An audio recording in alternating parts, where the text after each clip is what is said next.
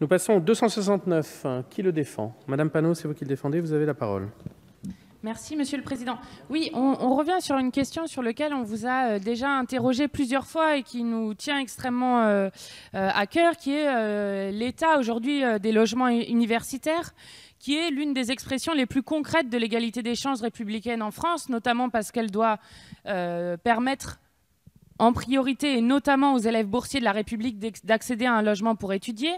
Et malheureusement, cette prérogative républicaine est mise à mal par l'état de délabrement de certaines cités universitaires, sur lequel, là encore, nous vous avions déjà interrogé.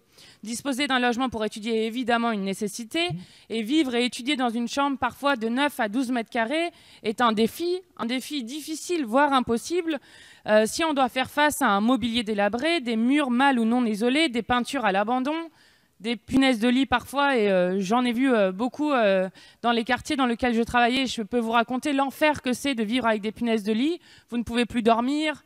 Enfin bon, c'est quand même des insectes qui peuvent survivre 2 ans sans sang. Donc vous imaginez combien de temps ils peuvent rester dans le logement. Et donc c'est pour ça que nous revenons avec ce demande d'un rapport de l'état de délabrement de certaines cités universitaires françaises et leurs conséquences néfastes sur les conditions d'études des étudiants, qui nous semble pouvoir être un point d'appui important pour pouvoir mieux cibler ensuite les politiques que nous pourrions mettre en place là-dessus. Je vous remercie. Je vous remercie. Quel est l'avis de la commission, monsieur le rapporteur? Alors, cette thématique de la vie étudiante fait partie des thèmes qui ont été abordés lors de l'intense concertation qui a été conduite par le ministère de juillet à octobre. Ce volet vie étudiante, vous le savez, passe notamment par la réforme de la politique du logement, avec notamment la création de 60 000 logements supplémentaires et la généralisation de la garantie locative gratuite. Cela se fait en parallèle avec, on l'a dit tout à l'heure, une stabilisation d'un certain nombre de coûts de la vie étudiante, que ce soit au niveau des droits d'inscription ou des tickets de Crous. Donc le logement et la santé des étudiants sont au cœur des préoccupations du gouvernement, qui active plusieurs dispositifs pour répondre aux enjeux. Ce sont des sujets, ceux que vous abordez ici, qui font bien sûr l'objet d'un suivi très précis par le CNUS, par les Crous, qui en 2017 par exemple ont réhabilité 4100 chambres, et qui sont des opérateurs responsables, qui savent procéder à la planification des programmes de rénovation, de réhabilitation et de construction. C'est donc un avis défavorable. Je vous remercie. Quel est l'avis du gouvernement?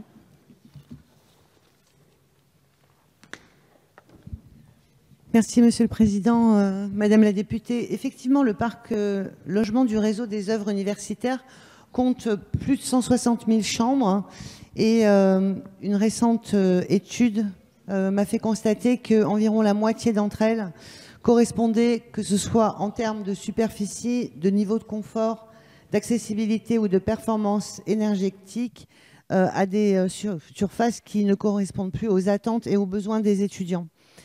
Néanmoins, effectivement, je rappelle que depuis 2004, 66 000 chambres ont fait l'objet d'une réhabilitation. J'ai donc demandé au directeur du CNUS de me présenter un calendrier pour une réhabilitation complète. Celle-ci sera effective en 2022. Plus de 80 millions d'euros par an y seront consacrés. Comme cela a été rappelé, nous avons aussi travaillé dans le cadre de l'interministériel pour que le plan 80 000 logements contienne 60 000 logements étudiants et 20 000 logements à destination des jeunes actifs.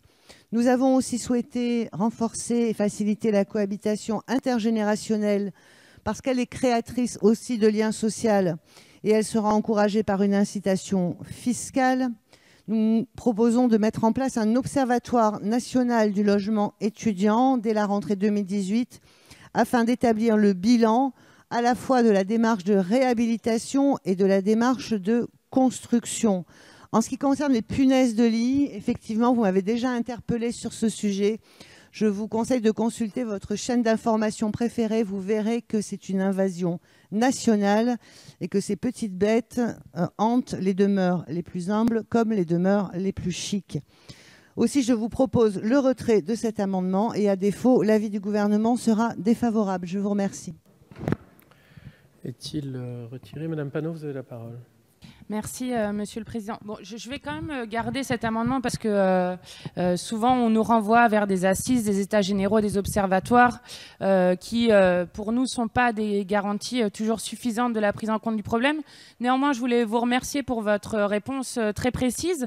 Et juste pour aller un peu plus loin sur ce que vous disiez sur les punaises de lit, on est entièrement d'accord pour dire que ça touche absolument tous les milieux, un peu partout, que cette invasion devient massive, commence à créer des problèmes de santé publique aussi, notamment avec des personnes qui sont allergiques.